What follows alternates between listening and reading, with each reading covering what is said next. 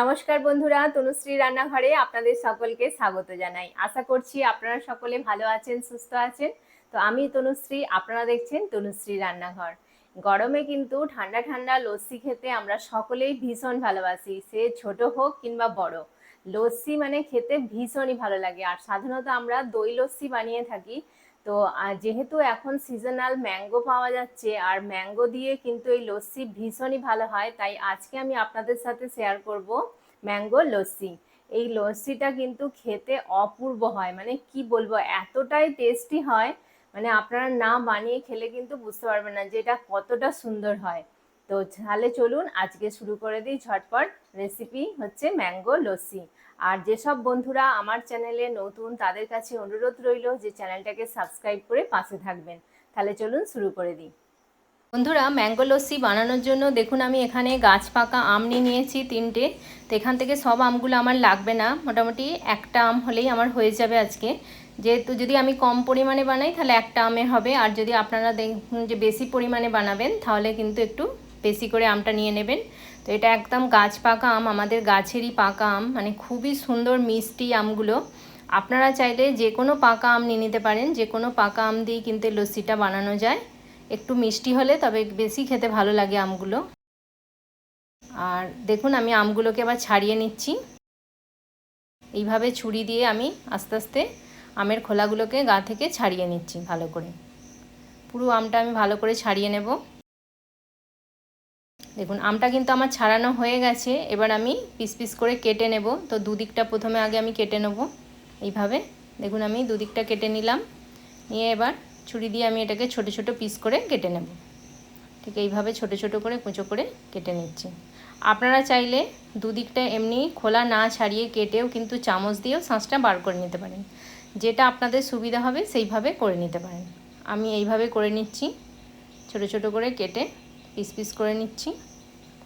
আমের আঁটিটাও কিন্তু আমি ইউজ করব, আঁটিটাতে অনেকটা শাঁস আছে, এটাও ফেলে দেবার কোনো দরকার নেই, এটাকে আমরা কাজে লাগিয়ে নেব। তো প্রথমে আমি একটা মিক্সিং জার নিয়ে নিয়েছি, এবার মিক্সির জারের মধ্যে আমের টুকরোগুলো দিয়ে দিচ্ছি। দেখুন সব আমের টুকরোগুলো আমি দিয়ে দিলাম। এবার যে আঁটিটা আছে সেটাকেও আমি নিয়ে নেব। এইভাবে হাত দিয়ে একটু প্রেস করলেই দেখবেন পুরো শাঁসটা কিন্তু একদম বেরিয়ে যাবে। এইভাবে দেখুন আমি করে নিচ্ছি। আঁটিটাও কিন্তু আমি ইউজ করছি, কারণ আঁটিটার মধ্যেও কিন্তু অনেক শাঁস থাকে, সেই জন্য আঁটিটাকে এইভাবে আমি প্রেস করে পুরো শাঁসটা বার করে নিলাম। এখানে আমার একটা আম দিয়ে কিন্তু অনেকটা লস্যি হয়ে যাবে। দেখুন পুরো ভালোভাবে আমি চেপে চেপে দিয়ে দিলাম। এবার দেখুন আমি এখানে টক দই নিয়েছি 1 বাটি, এটা আমার ঘরে পাতা টক দই, আপনারা চাইলে দোকান থেকে কিনেও নিতে পারেন, কোনো অসুবিধা নেই, যেটা আপনাদের সুবিধা। তো এবার প্রথমে আমি টক দইটা দিয়ে দিচ্ছি। এবার আমি দিয়ে দেব 1/2 বাটি চিনি। মিষ্টিটা আপনারা আপনাদের পছন্দ অনুযায়ী দিয়ে দেবেন। দিচ্ছি বেশ কিছুটা কাজু বাদাম, দিয়ে দিচ্ছি একটু এলাচের গুঁড়ো, ছোট এলাচকে আমি দানাগুলো বার করে গুঁড়ো করে নিয়েছি। এলাচের দানাটা দিলে কি হবে, খেতে খুব সুন্দর লাগবে। এবার কয়েকটা আইস কিউব নিয়ে নিয়েছি, এবার আইসের টুকরোগুলো এবার দিয়ে দিচ্ছি। মিক্সির জারে ঢাকাটা লাগিয়ে দিলাম, দিয়ে এবার ভালোভাবে কিন্তু এটাকে একদম স্মুথলি পেস্ট একটা বানিয়ে নিতে হবে। দেখুন বন্ধুরা, লস্যিটা কিন্তু আমার একদম রেডি, কত সুন্দর স্মুথলি একদম পেস্টটা বানিয়ে নিয়ে চলে এসেছি। তো এবার আমি সার্ভ করব। তো তাহলে চলুন এবার সার্ভ করা শুরু করি। এবার লস্যিটা আমি সার্ভ করব। তো তার জন্য দেখুন এখানে আমি একটা মাটির ভাঁড় নিয়ে নিয়েছি, আপনারা চাইলে মাটির গ্লাস নিতে পারেন বা কাঁচের গ্লাসেও নিতে পারেন, যেটাতে খুশি আপনারা সেটাতে ইউজ করতে পারেন। তো মাটির ভাঁড় পাত্রে মানে লস্যি খেতে বেশি ভালো লাগে, সেই জন্য আমি মাটির পাত্রটাই নিয়ে নিয়েছি। তো এবার আমি মাটির এই পাত্রটার মধ্যে লস্যিটা দিয়ে দেব। ম্যাঙ্গো লস্যিটা দেখুন কতটা সুন্দর হয়েছে, কতটা সুন্দর স্মুথলি দেখুন এটা পড়ছে। এবার দেখুন আমি কয়েকটা আমের টুকরো নিয়ে নিয়েছি, এরকম ওপর থেকে আমের কুচি দিয়ে দিলে কিন্তু খেতে বেশি ভালো লাগে। তো ওপর থেকে আমি কয়েকটা এরকম আমের টুকরো দিয়ে সাজিয়ে দেব।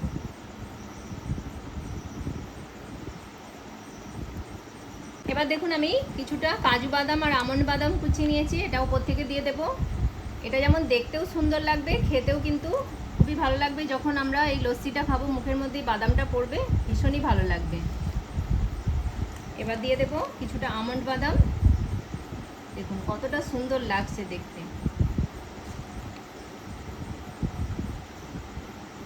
বন্ধুরা এবার লস্যিটা আমি খেয়ে আপনাদেরকে বলছি। দেখুন আমি আর একটা ভাঁড়ের মধ্যে সাজিয়ে নিয়েছি লস্যিটা। তো এবার আমি এটা খেয়ে আপনাদেরকে বলবো যে লস্যিটা কেমন হয়েছে। দারুণ সুন্দর হয়েছে লস্যিটা, মানে ঠান্ডা ঠান্ডা একদম পুরো দারুণ লাগছে খেতে।